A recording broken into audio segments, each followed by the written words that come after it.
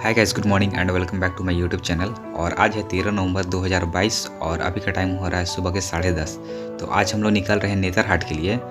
नेतरहाट डाल्टनगंज से लगभग 116 किलोमीटर है, जो कि शॉर्टकट रास्ते से है, और एक और रास्ता है जिससे 150 किलोमीटर पड़ता है। तो हम लोग लॉन्ग वाले रास्ते से जाने वाले हैं 150 किलोमीटर, क्योंकि उसमें थोड़ा सा घाटी कम है और जो शॉर्टकट रास्ता है उसमें थोड़ा सा घाटी ज़्यादा पड़ता है। तो हम लोग लॉन्ग वाले रास्ते को सेलेक्ट किए हैं। तो फिलहाल अभी हम लोग घर से निकल चुके हैं और सबसे पहले पेट्रोल भरते हैं और उसके बाद आगे बढ़ते हैं। और अब हम लोग पहुंच चुके हैं चियाकी में हेरिटेज स्कूल के अपोजिट साइड में ये पेट्रोल पंप है। तो यहीं से हम लोग भराते हैं पेट्रोल और चलते हैं आगे।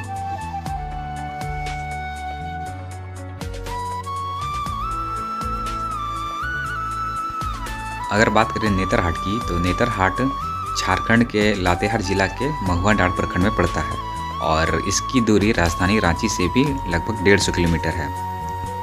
नेतरहाट का दूसरा नाम छोटा नागपुर की रानी भी है। नेतरहाट विजिट करने के लिए सबसे बेस्ट टाइम जो होता है वो आपका होता है अक्टूबर से लेकर फरवरी तक। ऐसे तो साल भर यहाँ पे लोग आते हैं, लेकिन जो बेस्ट टाइमिंग है विजिट के लिए वो है आपका अक्टूबर से लेकर फरवरी।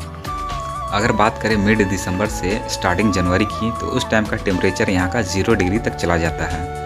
अगर बात करें कि झारखंड में सबसे ज़्यादा ठंड कहाँ पे पड़ती है, तो वो है नेतरहाट, और सबसे ज़्यादा बारिश कहाँ पे होती है, तो वो भी है नेतरहाट।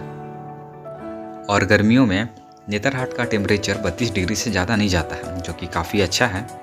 और अब हम लोग लगभग नेतरहाट पहुँचने वाले हैं। ये पूरा जंगल आप लोग नेतरहाट का ही है, नेतरहाट से कुछ किलोमीटर पीछे का है। और यहाँ से हम लोग डायरेक्ट नेतरहाट के मेन मार्केट में पहुँचेंगे। ये देखिए कितना ज़बरदस्त नज़ारा है। अगर आप प्योर नेचर का आनंद लेना चाहते हैं तो आप यहाँ पे ज़रूर आइए। बहुत ही ज़बरदस्त नज़ारा है यहाँ का। और ये जो नज़ारा है सिर्फ और सिर्फ नेतरहाट में ही मिलेगा, झारखंड में कहीं और नहीं मिलने वाला है आपको।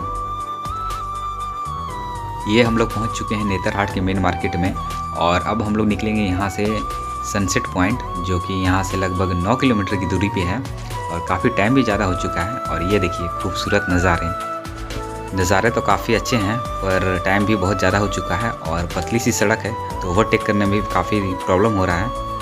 ये देख सकते हैं बहुत पतली सी सड़क है।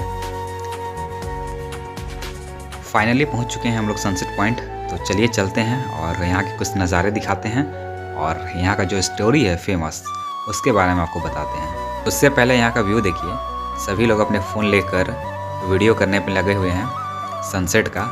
ऐसे फ़ोन में उतना क्लियर नहीं आ पाता है जितना क्लियर रियल में आप देखते हैं। तो रियल में बहुत ही ज़बरदस्त नज़ारा आता है सनसेट का।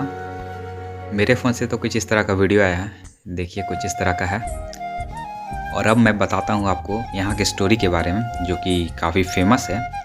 ये स्टोरी है अंग्रेज़ गवर्नर की बेटी मैग्नोलिया और यहाँ के आदिम जनजाति जो कि बिरिया समुदाय से था, जिसे हम गडेरिया भी कहते हैं, जो कि एक चरवाहा हुआ करता था। और बात उस समय की है जब यहाँ पे ब्रिटिश का शासन चल रहा था। उस टाइम एक अंग्रेज गवर्नर अपनी बेटी मैग्नोलिया के साथ नेतरहाट आया हुआ था। घूमने के दौरान मैग्नोलिया को एक मधुर बांसुरी की धुन सुनाई पड़ती है, और उस धुन में वो इतनी मुग्ध हो जाती है कि वो बांसुरी वादक की ओर खींची चली जाती है।